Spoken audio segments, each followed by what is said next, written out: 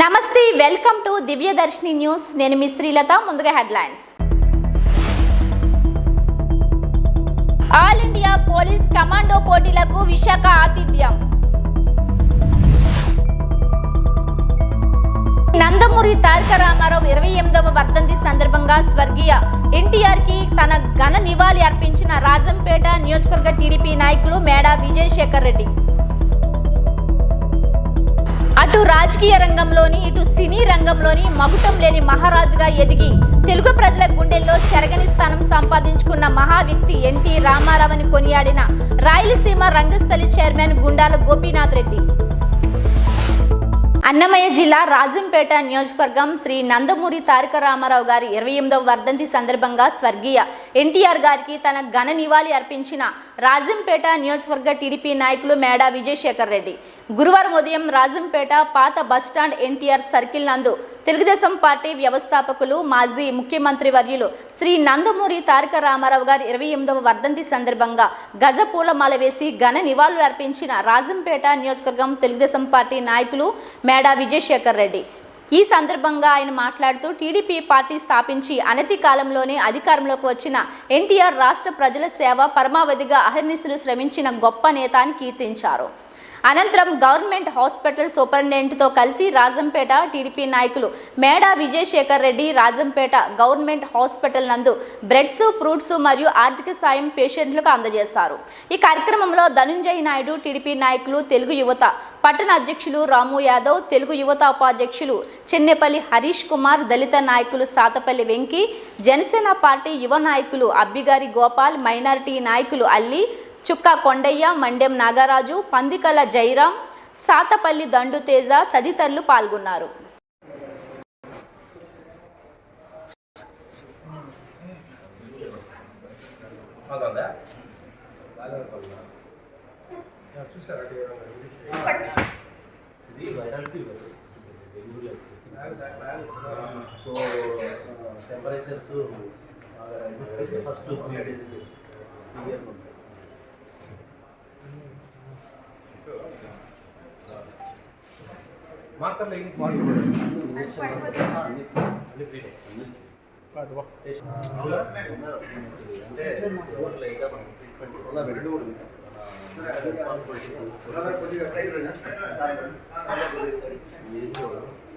ఏంటంటే అక్కడ వదిలేసుకుంటే ఎవరో వచ్చి చేయించారు. లాస్ట్ వీక్ కూడా బ్యాక్ కూడా డెస్టిట్యూట్ పర్సన్ని చేపిస్తే మనమే 3 రోజులు ట్రీట్మెంట్ ఇచ్చి అలా అడ్రస్ కనుక్కొని సిద్ధపడటం అంటే మన ప్రియతమ నేత,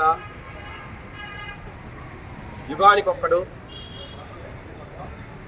ఒక మహానుభావుడు, ఒక మహనీయమైన మనస్తత్వం కలిగిన వారు, ఈ రాష్ట్ర చరిత్రను సువర్ణ అక్షరాలతో లిఖింపడానికి ప్రయత్నం చేసిన వారు, భారతదేశ చిత్రపటంలో తెలుగువాడి గౌరవాన్ని, తెలుగుదేశాన్ని, ఆంధ్ర రాష్ట్రాలను చిత్రపటంలో నిలిపిన వారు, తెలుగుదేశం పార్టీ వ్యవస్థాపక అధ్యక్షులు శ్రీ నందమూరి తారక రామారావు గారి 28వ వర్ధంతి సందర్భంగా తెలుగుదేశం పార్టీ తరఫున ఘన నివాళులు అర్పిస్తున్నాం. ఈరోజు ఎన్టీఆర్ సర్కిల్లో ఆయనకు నివాళులు అర్పించిన తర్వాత ఇక్కడ గవర్నమెంట్ హాస్పిటల్లో మన సూపరింటెండెంట్ గారి ఆధ్వర్యంలో రోగులకు పండ్లు, బ్రెడ్ పంపిణీ చేశాం. ఆ మహానేత వర్ధంతి సందర్భంగా మనం ఎంత మాడుకున్నా తక్కువే. ఒక యుగ పురుషుడు, తెలుగు జాతి కోసమే పుట్టినట్టుగా పురాణాల్లో, ఇతిహాసాల్లో శ్రీ మహావిష్ణువు ఎలా ఉంటాడో ఎవరికి తెలియదు, ఎవరు చూడాల, ఓన్లీ వినడమే. కానీ ఎన్టీ రామారావు గారు చూసిన తర్వాత మహావిష్ణువు అంటే ఇలాగే ఉంటారా, దశావతారాలన్నీ ఈయనలాగే ఉంటారా అనేంతగా, శ్రీరాముడు అంటే ఎన్టీ రామారావే అని పోల్చుకునేంతగా, శ్రీకృష్ణుడు అన్నా ఎన్టీ రామారావు గారిని చూసి ఆయనే శ్రీకృష్ణుడేమో అనుకునేంత వ్యక్తిగా ప్రజల మనసుల్లో నాటుకుపోయిన మహానుభావుడు శ్రీ నందమూరి తారక రామారావు గారు. ఒక రాజకీయ నాయకుడిగా కాదు, ఒక అవతార పురుషుడిగా నేను అంటున్నా, ఈరోజు దశావతారాలు కాదు మహావిష్ణువు 11వ అవతారంగా ఎన్టీ రామారావు గారే పుట్టారేమో అనంతగా. ఎందుకంటే నేను ఒక తెలుగుదేశం వ్యక్తిగా ఈ మాట చెప్పట్లే, చిన్నప్పటి నుంచి ఆయన చూసిన వ్యక్తిగా ఆ గొప్ప రూపాన్ని దేవుడు ఆయనకి ఇచ్చారు. దేవుడికి సంబంధించిన ఒక అంబాసిడర్గా, దైవదూతగా ఈ దేశానికి వచ్చాడేమో, ఈ రాష్ట్రంలో పుట్టాడేమో అనేంతగా ఆయన ప్రజల మనసును గెలుచుకున్నారు. ఆయన పదవిలోకి రావడంతో సంక్షేమ పథకాలు ప్రవేశపెట్టారు. అసలు సంక్షేమ పథకాలు అంటే ఏంటో ఎవరికీ తెలియనప్పుడు ఎన్టీ రామారావు గారు మొట్టమొదటిసారి ముఖ్యమంత్రి అయి ₹2 కిలో బియ్యం, జనతా వస్త్రాలు, సబ్సిడీకి కరెంటు, ఇలా రకరకాలుగా ప్రజలకు ఎంతో మేలు చేసే విధంగా ముందుకు పోయిన వ్యక్తి శ్రీ ఎన్టీ రామారావు గారు. ఆయన్ని అనుసరించే ఈరోజు 32 రాష్ట్రాలు ఈరోజు ఉంటే మన భారతదేశంలో ఈ రాష్ట్రాల్లో ఈరోజు సంక్షేమ పథకాలన్నీ అమలు జరుగుతున్నాయంటే దానికి స్ఫూర్తి ఎన్టీ రామారావు గారిని చెప్పక తప్పదు. అది వాస్తవం, ఎవరు అనుకున్నా కాదనుకున్నా. అలాంటి మహనీయుడు తెలుగుదేశం పార్టీని స్థాపించి ప్రజల్లో ఒక చైతన్యాన్ని తెచ్చి ఆంధ్రుల ఆత్మగౌరవాన్ని ఢిల్లీ నడివీధుల్లో చిరస్థాయిగా నిలిపిన వ్యక్తిని కూడా అందరూ చెప్పుకుంటున్నారు. అదే నిజం. అలాంటి మహానుభావుడిని 28వ వర్ధంతి సందర్భంగా స్మరించుకుంటూ ఆయన ఈ ప్రజలకు చేసిన, ఈ మానవాళికి చేసిన మంచిని మరొక్కసారి గుర్తు తెచ్చుకుంటూ ఆయన బాటలో ఈరోజు మన ప్రియతమ నేత నారా చంద్రబాబు నాయుడు గారు నడుస్తున్నారు. ఆయన కూడా మనమందరం కూడా ఒక స్ఫూర్తినివ్వాలి, ఒక బలాన్ని ఇవ్వాలి. ఎందుకంటే తెలుగుదేశం పార్టీ స్థాపించిన వ్యక్తిగా ఎన్టీ రామారావు గారు అయితే ఈరోజు దాన్ని పరంపరను కొనసాగిస్తూ ఆంధ్ర రాష్ట్రానికి కావాల్సిన అన్ని రకాలుగా అభివృద్ధిని ముందుకు తీసుకున్న వ్యక్తి నారా చంద్రబాబు నాయుడు గారు. కాబట్టి ఎన్టీ రామారావు గారు ఎన్టీఆర్ గారిని ఆదర్శంగా తీసుకొని కార్యకర్త కుటుంబానికి ₹1,00,000 ఆర్థిక సాయం. అనకాపల్లి జిల్లా నర్సీపట్నం నియోజకవర్గం నర్సీపట్నం మున్సిపాలిటీ 23వ వార్డులో కమలేష్ అనే కార్యకర్తకు ఆర్థరైటిస్ సమస్య వల్ల బాధపడుతున్న హిప్ రీప్లేస్మెంట్ చికిత్స నిమిత్తం ₹1,00,000 ఎన్టీఆర్ వర్ధంతి కార్యక్రమంలో తెలుగుదేశం పార్టీ రాష్ట్ర ప్రధాన కార్యదర్శి చింతకాయల విజయ్ అందజేశారు.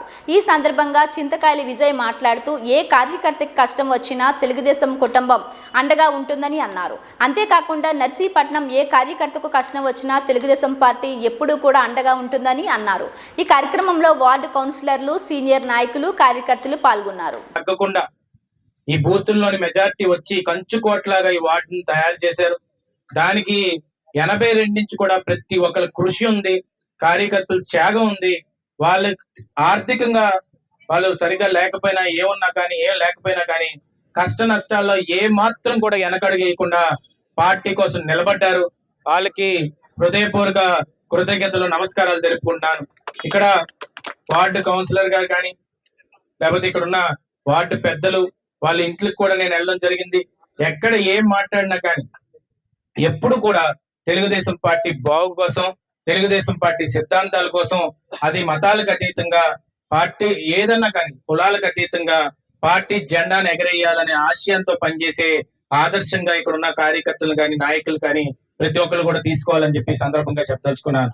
ఇంకోటి ముఖ్యమైనది ఏంటంటే, ఇంతకుముందు 1వ వార్డు కింద ఉండేది, ఇప్పుడు 23. ఇక్కడ ఏమన్నా చిన్న సమస్య వచ్చినా కానీ అయ్యన్న పాత్ర గారి ఫ్యామిలీ నుంచి నేను కానీ, లేకపోతే ఏమున్నా కూడా కుటుంబానికి మేము అండగా ఉంటామని చెప్పి ఈ సందర్భంగా చెప్పదలుచుకున్నాను.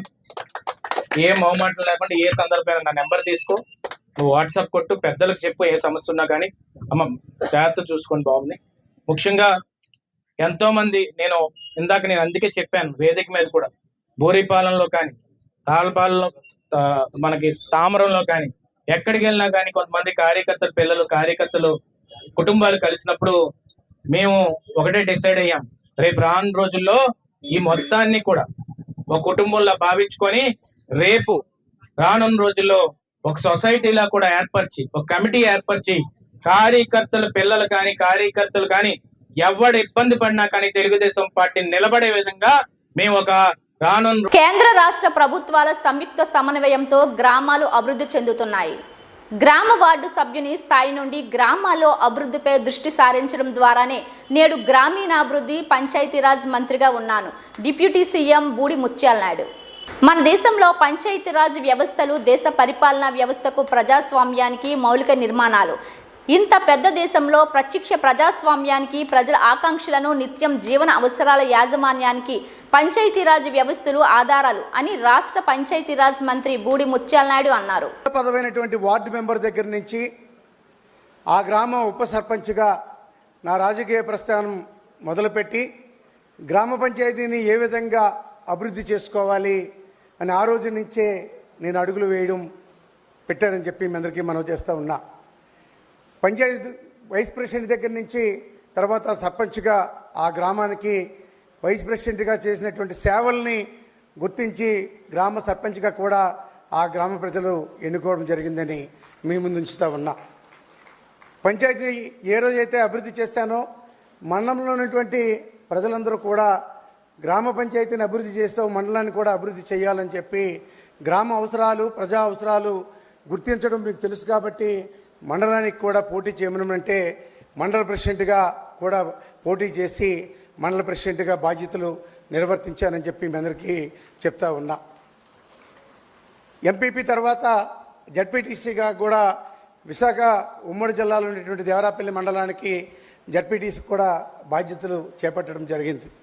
ఈరోజు అదే గ్రామ పంచాయతీ వ్యవస్థలో ఉన్నటువంటి వార్డు మెంబర్ దగ్గర నుంచి మొదలుపెట్టినటువంటి రాజకీయ ప్రస్థానం పెద్దలు ఈ రాష్ట్ర ముఖ్యమంత్రి జగన్మోహన్ రెడ్డి గారి తాలూకా ఆశీస్సులతో ఈరోజు పంచాయతీరాజ్ వ్యవస్థలో ఉన్నటువంటి మీ ముందు పంచాయతీరాజ్ శాఖ మంత్రిగా ఈరోజు గ్రామీణ ప్రాంతాలు అవసరాలన్నీ కూడా తెలిసి గ్రామ పంచాయతీల్ని ఏ విధంగా అభివృద్ధి చేయాలో చిన్నతనం నుంచి కూడా నేర్చుకున్నావు కాబట్టి ఆ శాఖను నీకు అప్పగిస్తున్నానటువంటి విషయాన్ని నాకు తెలియజేసి ఈ బాధ్యతలు అప్పగించడం, ఈరోజు రాష్ట్ర పంచాయతీరాజ్ శాఖ మంత్రిగా మీ ముందు మాట్లాడేటువంటి అవకాశం కల్పించినటువంటి జగన్మోహన్ రెడ్డి గారికి నా హృదయపూర్వక ధన్యవాదాలు మీ అందరి ద్వారా తెలియజేస్తా ఉన్నా.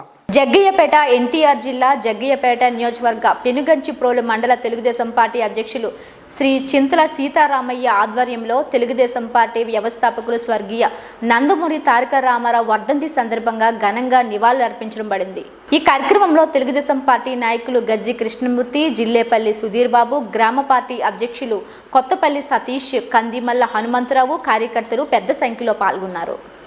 జగ్గయ్యపేట పట్టణంలో ఆర్టీసీ డిపో గ్రౌండ్ నందు గత 10 రోజుల నుండి జరుగుతున్న నూకల రవి మెమోరియల్ క్రికెట్ టోర్నమెంట్ ఈ రోజు ఫైనల్ మ్యాచ్ జరిగింది. ఈ మ్యాచ్లో ప్రథమ బహుమతి SGS, ద్వితీయ బహుమతి బాబు జేఎంసీ, తృతీయ బహుమతి ZCCC జట్లు గెలుపొందాయి. వీరికి టీడీపీ జాతీయ కోశాధికారి, జగ్గయ్యపేట నియోజకవర్గ తెలుగుదేశం పార్టీ ఇన్ఛార్జ్ శ్రీ శ్రీరామ్ రాజగోపాల్ తాతయ్య, పెనుగంచిప్రోలు మండల పార్టీ అధ్యక్షులు చింతల సీతారామయ్య చేతుల మీదుగా బహుమతులు అందజేశారు. ఈ సందర్భంగా తాతయ్య మాట్లాడుతూ క్రీడలు మానసిక ఉల్లాసానికి దోహదపడతాయన్నారు. క్రీడల వలన ఐకమత్యం పెరిగి మానవ సంబంధాలు పెరుగుతాయన్నారు.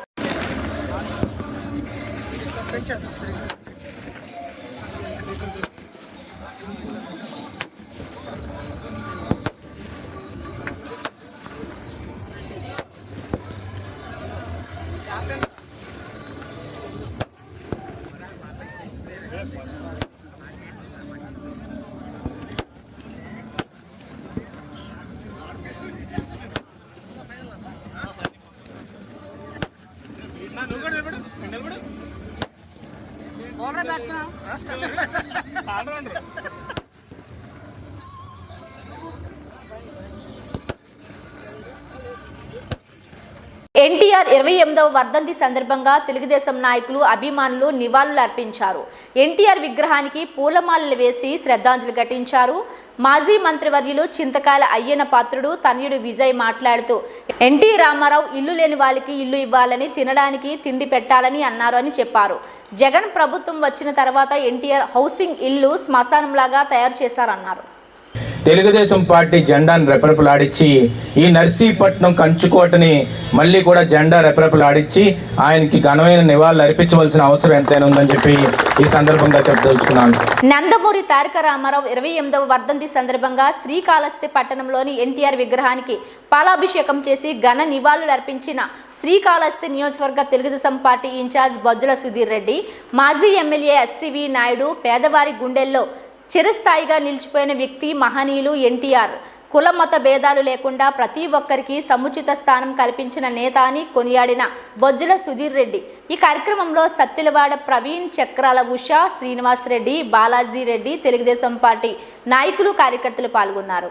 విశ్వవిఖ్యాత నటసార్వభౌముడు ఎన్టీ రామారావు గారి వర్ధంతి సందర్భంగా అందరం వారి అభిమానులమే వచ్చి వారికి అందరం కూడా వచ్చి వారికి జోహార్లు చెప్పి వారిని స్మరించుకొని ప్రజాస్వామ్యంలో వారు తెచ్చినటువంటి మార్పులు, వారి వల్ల ప్రజలకు ఈరోజు ఉన్నటువంటి మంచి సౌకర్యాలు, ఆ రోజు కూడు గుడ్డ అనే నినాదంతో వచ్చి అన్ని కులాలకి అతీతంగా వారు శాంతి సామరస్యాలతో చేసినటువంటి రామరాజ్య విధానం మనందరం కూడా ఈరోజు స్మరించుకుంటున్నాం.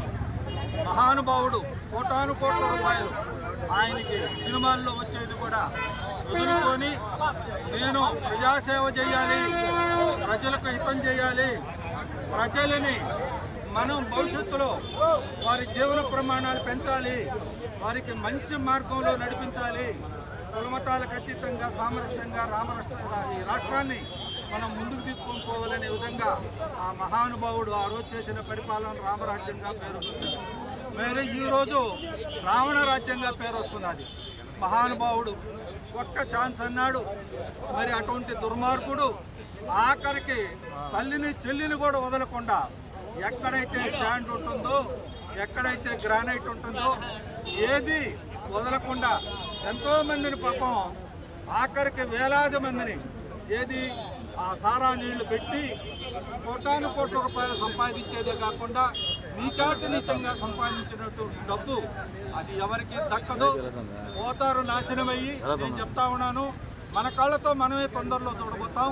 ఇటువంటి వారికి ప్రజాస్వామ్యంలో ఎటువంటి ఛాన్స్ ఇవ్వకుండా అందరూ కూడా మన చంద్రబాబు నాయుడు నాయకత్వాన్ని వారు మనం ఏదైతే ఉందో దాన్ని మనకు ఇన్కమ్ని వృద్ధి చేసి దాన్ని అందరికీ పంచి రాష్ట్రాన్ని అభివృద్ధి చేసి ఈ రోజుగాన మనం మన ఉండేటటువంటి అమరావతిని అభివృద్ధి చేసుకుంటే సంవత్సరం 40,000 కోట్లు 50,000 కోట్ల రూపాయలు మరి మనకు రాష్ట్రానికి ఆదాయం వస్తుంది. కాబట్టి నారా చంద్రబాబు నాయుడు గారి నాయకత్వంలో, లోకేష్ బాబు గారి నాయకత్వంలో మనందరం కష్టపడి తెలుగుదేశం పార్టీని అత్యధిక మెజార్టీతో గెలిపించుకొని, అదేవిధంగా జనసేనను కూడా మనం గెలిపించుకొని మనం రాష్ట్రాన్ని బంగారుమయం, అదేవిధంగా స్వర్ణయుగం చేసుకోవాల్సిందిగా అందరినీ ప్రార్థిస్తే అదే నిజమైన నివాళి మన ప్రీతమ నాయకుడు ఎన్టీ రామారావు గారిని తెలియజేస్తూ మరొకసారి చంద్రబాబు గారి నాయకత్వానికి, లోకేష్ బాబు నాయకత్వానికి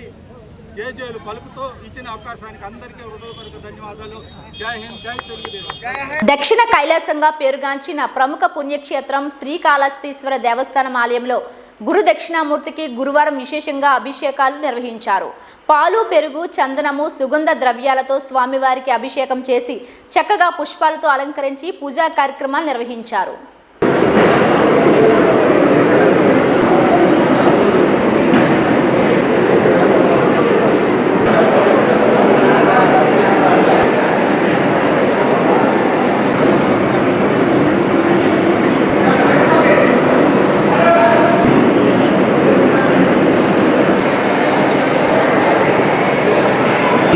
स्वामी पालक गुणवेला वेटी श्री कालहस्तीश्वर स्वामी फल अवाप्ति ओम स्कंदभूतजाय नमः, ओम कुमार गुरवे नमः, ओम गणाध्यक्षाय नमः, ओम भारतचंद्राय नमः, ओम गजाननाय नानाविधमलः पुष्पाक्षदान समर्पयामि, हस्तजोहर समर्पयामि, यजमानः लब्धिः अहेडमानः नेहः समानाय प्रमोदीः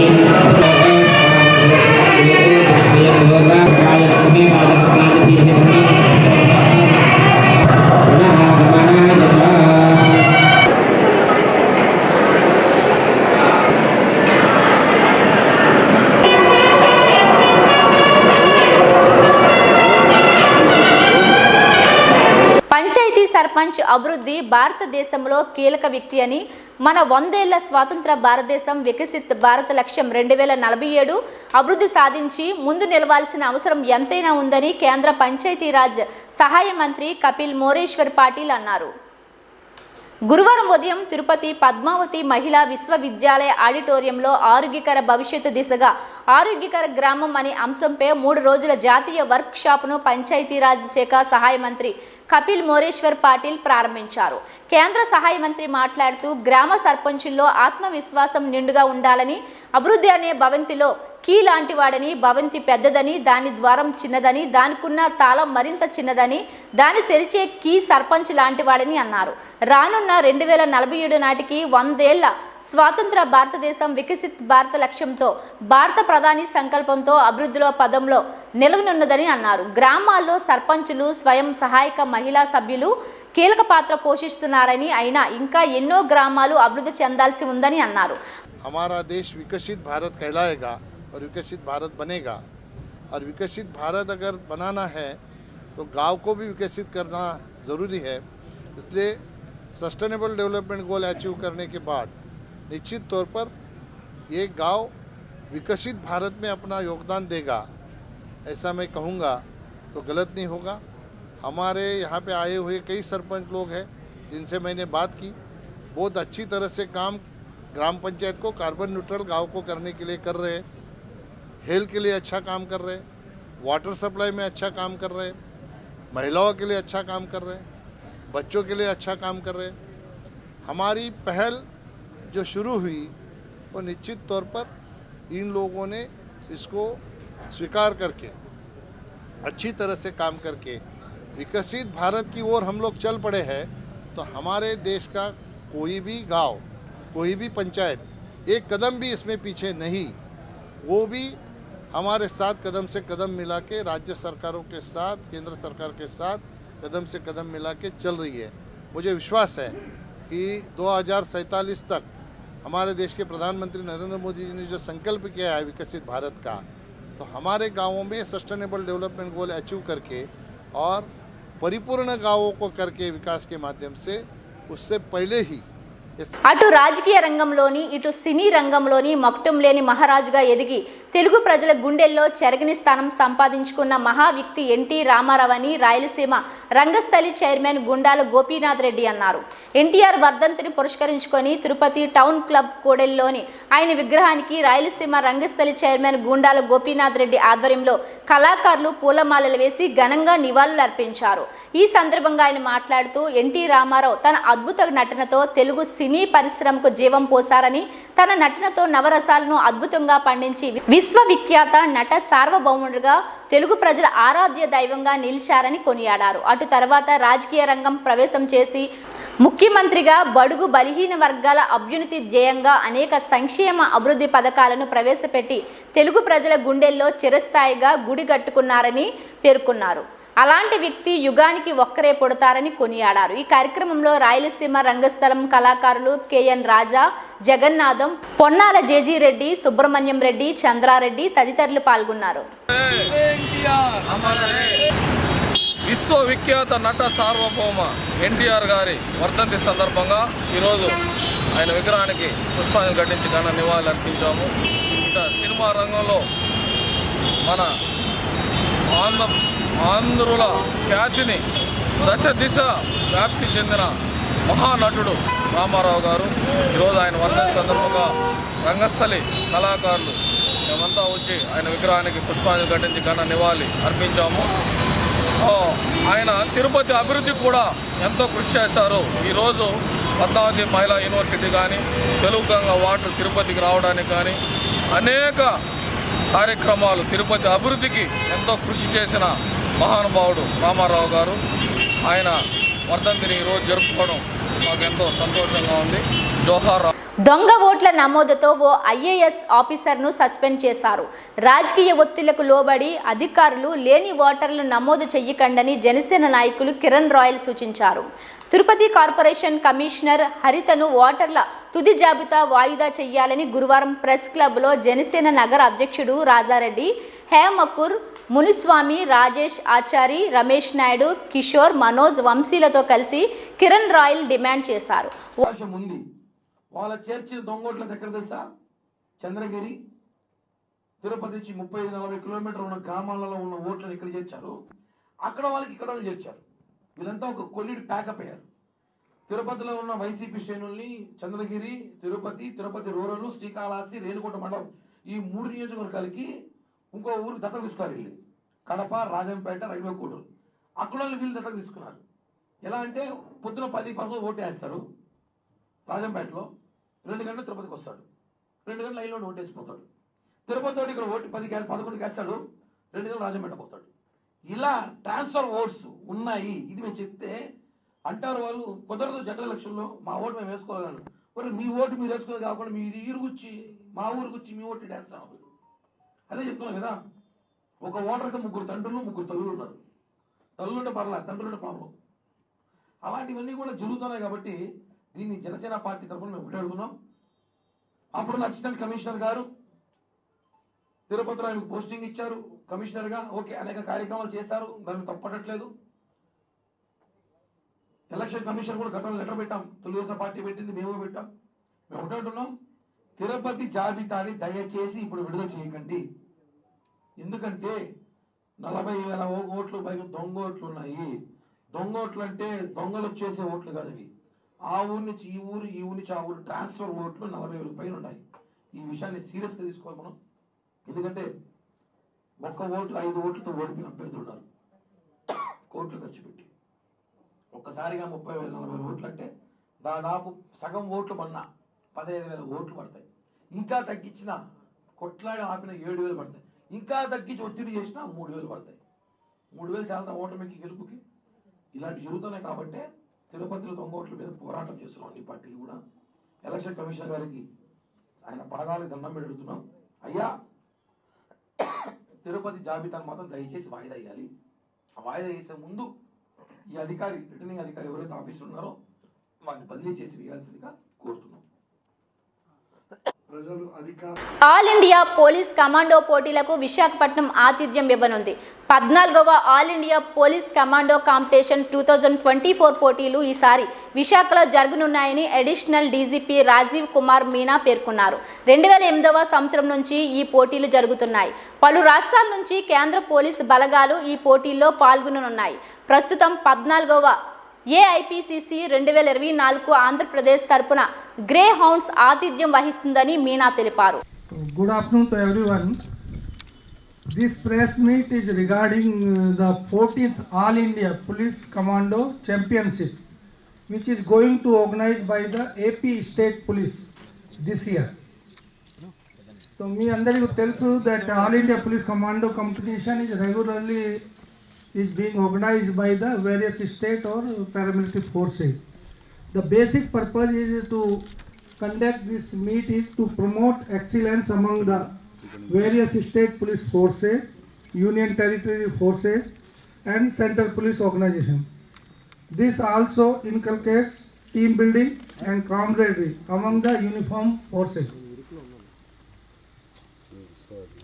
It is the great honor for the AP State Police that 14th All India Police Commando competition is being organized by Andhra Pradesh Police. This is the second time that AP is going to host this prestigious competition. అంతకుముందు ఒక్కసారి United state ఉన్నప్పుడు AP Police has conducted this All India Police Commando competition. After division, first time we are going to host this prestigious event. మీకు తెలుసు that 10th All India Police Commando competition was hosted by Maharashtra Police. After that 11th and 12th could not be conducted due to COVID situation.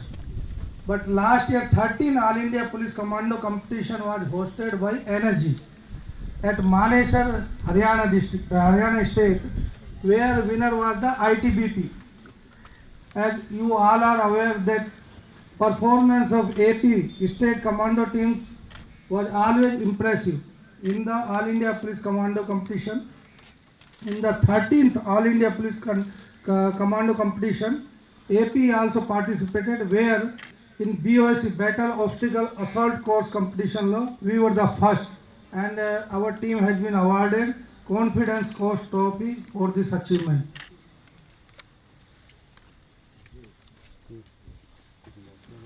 This time the 14th All India Police Commando competition, total 23 teams are participating across the country. Out of them, 16 are from state police forces and 7 are from central police organization, in which ITBP, BSF, CRPF, CISF, SSB and Assam Rifle and RPF. Most of the team have already reported to Visakhapatnam. 1 or 2 team have to report tonight or tomorrow. They may come to the Vizag.